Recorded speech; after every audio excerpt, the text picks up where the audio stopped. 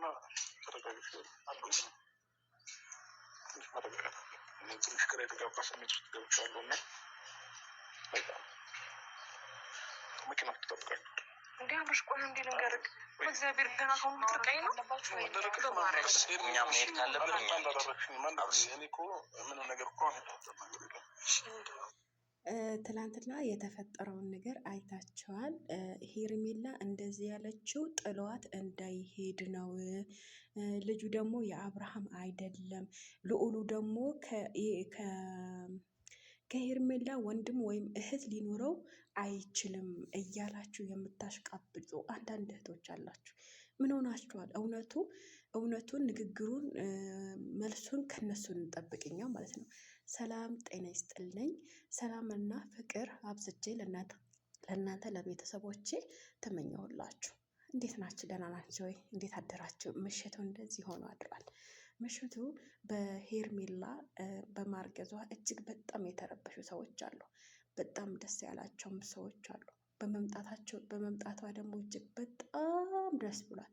እኔ በነገራችን ላይ ሩታ እንዳልጠለፈቻት እና ሄርሜላ እንዳልጠለፈቻት በትክክል ነግሬያችሁ ነበረ፣ ግን እናንተ አልተረዳችኝም። ለምንድነው ታውቃላችሁ? በሰሞኑ ኤፍሬም በሰራው ቪዲዮ ላይ ከኤፍሬም ጋር በሰሩት ቪዲዮ ላይ ሆዷ ካያችሁት እንደዛ ብያችሁ ነበር። እንደው በስተመጨረሻ እውነቱ ስለተጋለጠ ማለት ነው።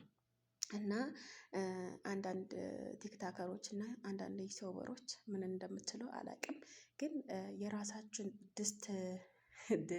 ድስት እያረረብን የሰውን ድስት ሄደን እናማስላለን። እና በጣም የገረመኝ ነገር ልንገራችሁ። አሁን እዚህ ጋር የሚያገባን ነገር የለም።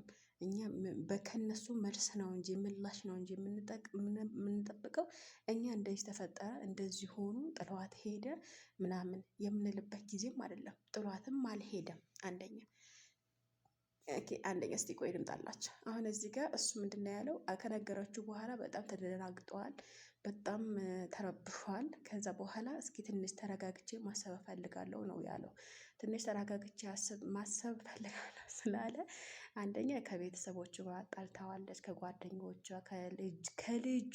ከልጁ እናት ጋር ድረስ ለማሳሰር ደርሰዋል፣ አብርሃም ማለት ነው። በዚሁ ደግሞ እኛ ሩታ ይቅርታ እንዲጠይቅልን በትህትና እንጠይቃለን። ሀቂቃ ነው የምላቸው።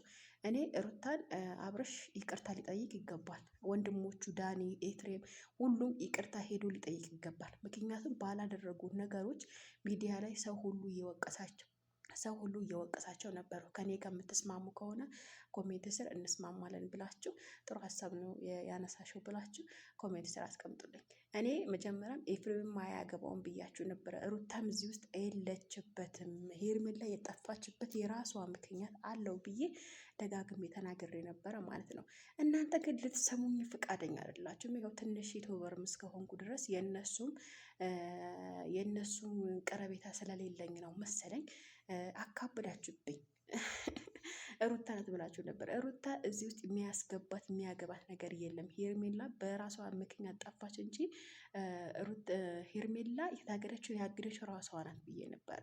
ስለዚህ አሁን ወደ ሄርሜላ ወደ አብርሃም ስመጣ አብርሃም ለሩታ ይቅርታ ይጠይቅልን ሙሉ በመላው እንደውም ላይቭ ወጥቶ ነው ይቅርታ መጠየቅ ያለበት እንደውም ማለት ነው አብርሃም። ምክንያቱም ባልሰራቸው ወንጀል ነው የተወነጀለችው።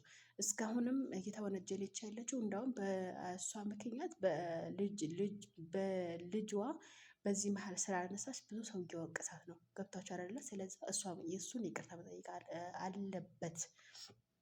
ሌላው ነገር ደግሞ እዚህ ጋር ስለ እርግዝናው ስመጣ እኔ አንዳንድ የሰማኋቸው ነገሮች እኔ ልንገራችሁ። አብርሃም ደነገጠ፣ አዘነ እንጂ የኔ አይደለም አላለም። አብርሃም የኔ አይደለም ያለው ነገር እስከ መጨረሻው አዳምጬዋለሁ። እንደውም እኔ ማለት ነው አብርሃም ልጁ የኔ አይደለም ያለበት ቦታ የለም። ስለዚህ እናንተ ምንድን ነው የምታዋክቡት? ያው አንዳንድ ጊዜ እኛ ሚዲያ ስንጠቀም ብዙ የሆኑት ነገር ያልሆኑት ነገር ሆኑ ብለን ስንምናዋክብ ነው መሰለኝ። እና እዚህ ጋር ሌሊቱን ጥለዋት እንዳይሄድ ነው አርግዣ ያለው ያለችው አላችሁ። እና በጣም ነው የገረመኝ በጣም። አንዳንድ ጊዜ እኮ እኛ እንዴት ነው ቆይ እንዴት ሰው ክብሯን ዘቅ ከፍ አድርጋ ካላረገዘች አርግዣለሁ ብላ እንጃ አልገባኝም። ምን አይነት አስተሳሰብ ምን አይነት እንጃ ባይገባኝም ግን እኛ ራሳችን እንፈትሽ መጀመሪያ ላይ ማለት ነው። ሰዎች ላይ እጃችን ከመቀሰር በፊት የራሳችን ምን አለብን፣ የራሳችን ምን አይነት ስህተት አለብን ብለን የራሳችን እጅ ማለት መቆጠብ አለብን ማለት ነው። ስለዚህ አንዷ ምን አለች መሰላችሁ? አንቺ የራስሽን ድስት እያረረብሽ የሰውን ሄደሽ ታማስያለሽ እንዳለች ትክክል ናት። እኛ አሁን የራሳችን እያረረብ ቅስል እያረብን ሄደን የሰውን የምናማስል ወከባዎች ነን ማለት ነው። ስለዛ እናንተን ምንድነው የምላችሁ ውዶችዬ፣ ሄርሜላ አብርሽ ጥሏት አልሄድም አንደኛ። ስለዛ መወዳችሁ የማከብራችሁ ቤቱ ላይክ፣ ሼር፣ ሰብስክራይብ እያደረጋችሁ እስከ መጨረሻ በመከታተል አስተያየት በኮሜንት ላይ አስቀምጡልኝ። መልካም ቀን ተመኘ።